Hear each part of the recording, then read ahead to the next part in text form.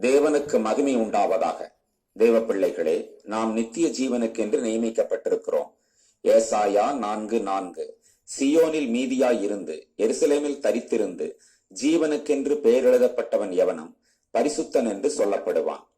கர்த்தராகிய இயேசு கிறிஸ்து கூறுகிறார், மத்தேயு 7:14, ஜீவனுக்கு போகிற வாசல் இடுக்கமும் வழி நெருக்கமுமாய் இருக்கிறது, அதை கண்டுபிடிக்கிறவர்கள் சிலர்.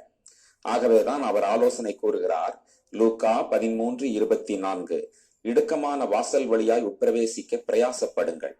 தேவ பிள்ளைகளே, இதற்கு ஜீவனுக்கு ஏதுவான மனம் திரும்புதல் எப்போதும் நம்மிடத்தில் காணப்பட வேண்டும் என்று அப்போஸ்தலர் 11:18 இருந்து அறிந்து கொள்ளுகிறோம். மேலும் தேவனை முழு மனதோடு நாம் விசுவாசிக்க வேண்டும். யோவான் 5:24, இயேசு கிறிஸ்து கூறுகிறார், என் வசனத்தை கேட்டு என்னை அனுப்பினவரை விசுவாசிக்கிறவனுக்கு நித்திய ஜீவன் உண்டு, அவன் ஆக்கினை தீர்ப்புக்கு உட்படாமல் மரணத்தை விட்டு நீங்கி ஜீவனுக்கு உட்பட்டிருக்கிறான் என்று மெய்யாகவே மெய்யாகவே உங்களுக்கு சொல்லுகிறேன். எனவேதான் அப்போஸ்தலர் 13:48 இவ்வாறு வாசிக்கிறோம், புறஜாதியார் அதை கேட்டு சந்தோஷப்பட்டு கர்த்தருடைய வசனத்தை மகிமைப்படுத்தினார்கள். நித்திய ஜீவனுக்கு நியமிக்கப்பட்டவர்கள் எவர்களோ அவர்கள் விசுவாசித்தார்கள். என கருமையானவர்களே, அன்பும் மிக மிக அவசியம்.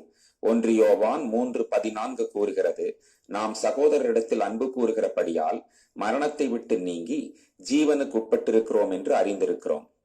மேலும் நீதிமொழிகள் 11:19 கூறுகிறது, நீதி ஜீவனுக்கு ஏதுவாக இருக்கிறது என்று. ஆகவே நீதியை செய்ய வேண்டும். இதற்கெல்லாம் அடிப்படை கர்த்தருக்கு பயப்படுகிற பயம். நீதிமொழிகள் 19:23, கர்த்தருக்கு பயப்படுதல் ஜீவனுக்கு ஏதுவானது.